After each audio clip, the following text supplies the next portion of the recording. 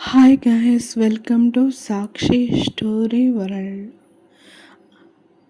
అవి కొన్న డ్రెస్సులను చూసి ఈ డ్రెస్సులు వద్దు అన్నట్లు సైగ చేస్తుంది మధు. అది గమనించిన అవి మధుని ఒక్కసారిగా తన వైపునకు లాక్కొని నడుము చుట్టూ చేయి వేసి, ఏంటి ఈ డ్రెస్సులు తీసుకోవా అని అడుగుతాడు.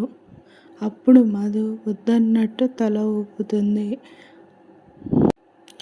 అయితే రోజు నువ్వు ఇలాగే లంగా ఓణీలు వేసుకొని కాలేజీకి వచ్చి అందరి కళ్ళు నీపైనే పడేలా చేయాలనుకుంటున్నావా అని అంటాడు అభి.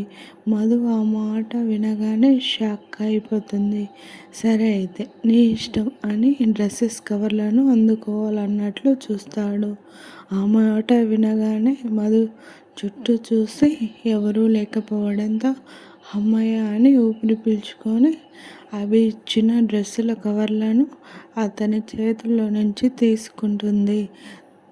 త్వరగా వెళ్తూ వెళ్తూ వెనక్కి తిరిగి హోటల్లో తనను కాపాడినందుకు థ్యాంక్స్ అని చెప్పి పరుగులాంటి నడకతో తన రూమ్లోకి వెళ్ళిపోతుంది. అది చూసిన అభి క్రేజీ గర్ల్ అని మనసులోనే అనుకుంటాడు. రూమ్కి వచ్చిన మధు ఆ రోజు జరిగిందంతా తలుచుకొని కొంచెం భయపడుతుంది. దివ్యని చూస్తే నిద్రపోతూ ఉంటుంది. చెల్లి నొసరుపై ముద్దు పెట్టుకొని బెడ్షీట్ అడ్జస్ట్ చేసి తను కూడా చిన్నగా నిద్రపోతుంది. మరుసటి రోజు ఉదయాన్నే నిద్రలేచి వాష్రూమ్కి వెళ్ళి తలస్నానం చేసి అవి తెచ్చిన డ్రెస్సులలో ఒకదానిని వేసుకుంటుంది మధు. అది బ్లూ కలర్ లాంగ్ అనార్కలి. దానికి బ్లాక్ కలర్ స్టోన్ వర్క్ చేసి ఉంటుంది. సింపుల్గా, చూడ్డానికి చాలా స్మూత్గా ఉంటుంది. మధు హెయిర్లు వదిలేసి చిన్న క్లిప్ పెట్టుకొని పూజ చేయడం కోసం వెళ్తుంది. పూజ చేసిన తర్వాత ఇల్లంతా ధూపం వేస్తుంది. అప్పుడే వసుంధర గారు రావడంతో నన్ను ఆశీర్వదించండి అత్తయ్య అని వసుంధర గారి పాదాలను నమస్కారం చేస్తుంది మధు. వసుంధర గారు ప్రేమగా దీవిస్తారు.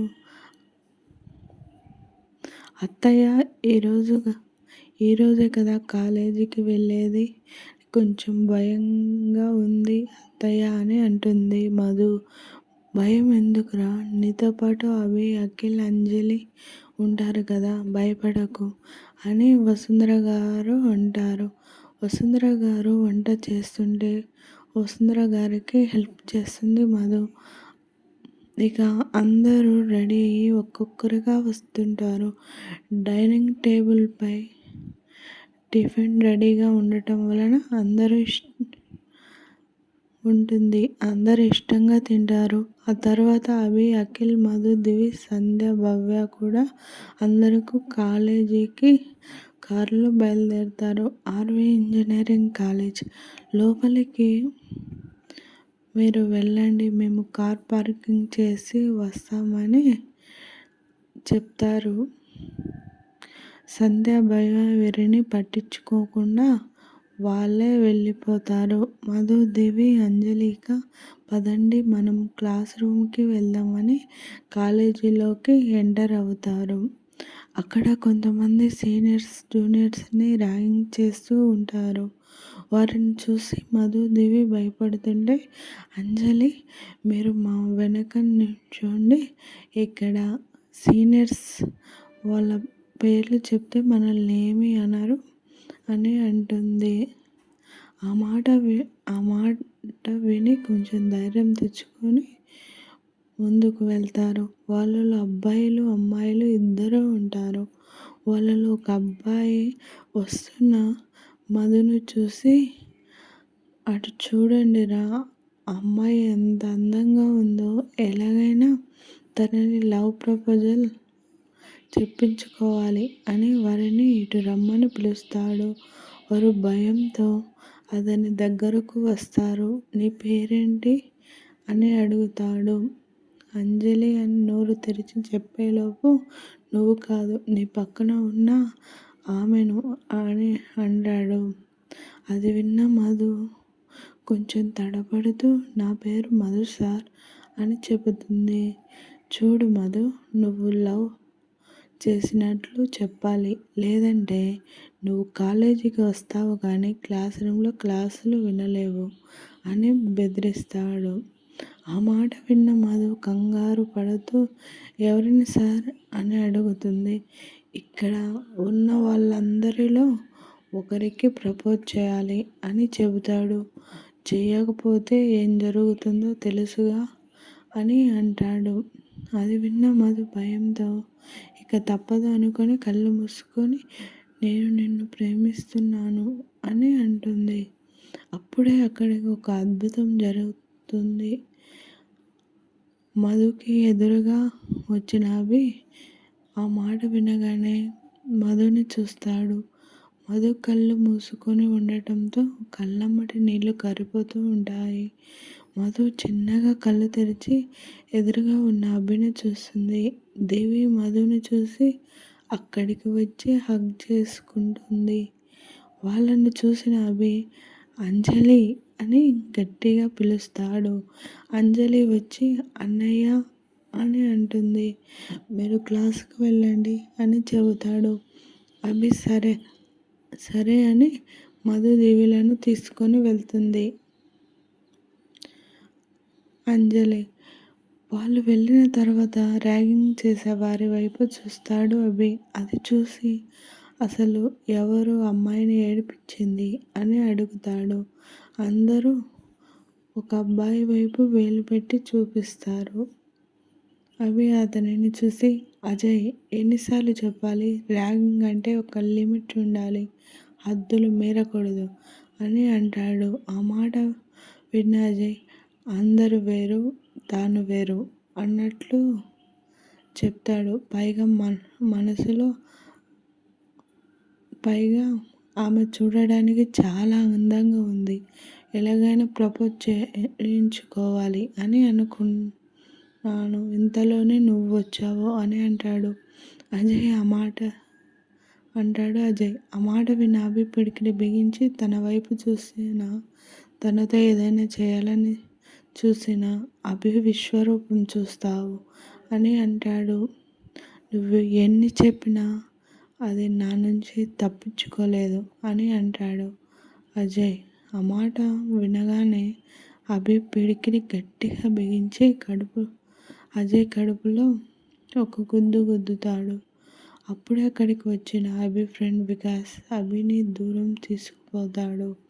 ఏంట్రా అభి, ఇదంతా కామన్ కదా, ఎందుకు ఇంత సీరియస్ అవుతున్నావు అని అడుగుతాడు. అప్పుడు అక్కడ జరిగిందంతా చెప్తాడు అభి. అది విన్న వికాస్ నువ్వు కొట్టిన దెబ్బలకు ఇక వాడు తన జోలికి వెళ్ళాడులే అని అంటాడు. ఇక క్లాస్ రూమ్లోకి వెళ్దాం పదా అని వికాస్ అభిని తీసుకువెళ్తాడు.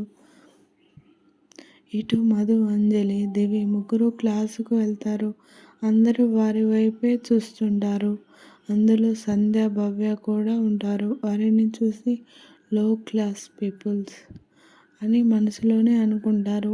మధు, దివి, అంజలి ముగ్గురు ఒక బెంచిలో కూర్చుంటారు. మొదటి రోజు అవ్వడం వల్ల క్లాసులు జరగవు. స్టూడెంట్స్ అందరూ ఒకరికొకరు పరిచయాలు చేసుకుంటారు. ఇంతలో అంజలి మనం క్యాంటీన్కి వెళ్దాం పదండి అని మధుని, దివ్యని తీసుకుపోతుంది.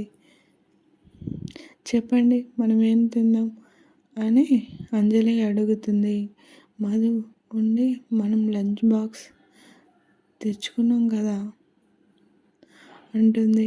దివ్య ఉండి అక్క మనం ఎప్పుడూ అదే కదా తినేది, ఏమైనా ఆర్డర్ చేద్దాం బాగుంటుంది అని అంటుంది. అది విన్న మధు మీకు ఆర్డర్ పెట్టుకోండిరా, నేను లంచ్ బాక్స్లో ఉన్నదే తింటాను అని అంటుంది. అది విన్న దివి నీ ఇష్టం అని అంటుంది. అంజలి, దివి ఇద్దరు వెజ్ బిర్యానీ ఆర్డర్ పెట్టుకొని తింటారు. మధు ఫుడ్ వేస్ట్ కాకూడదని అక్కడ పనిచేసే ఒక 60 ఏళ్ల బామ్మకు తన దగ్గరున్న బాక్స్ ఇచ్చి తీసుకోండి బామ్మ అంటుంది. అక్కడ ఉన్న అభి ఇదంతా గమనిస్తూనే ఉంటాడు. మధు ఇచ్చిన బాక్స్ తీసుకున్న బామ్మ, చల్లగా ఉండు తల్లి, నా దీవెనలే ఎప్పుడు నీకు తోడుంటాయి అని చెబుతుంది. అది విన్న మధు చిన్నగా స్మైల్ ఇస్తుంది. ఇక క్లాసులు ఏమీ జరగకపోవడంతో అభి, అఖిల్ కార్లలో అందరినీ ఇంటికి తీసుకువెళ్తారు. వసుంధర గారు హాల్లోనే ఉంటారు. మధు పరుగున వెళ్ళి వసుంధర గారిని హగ్ చేసుకుంటుంది.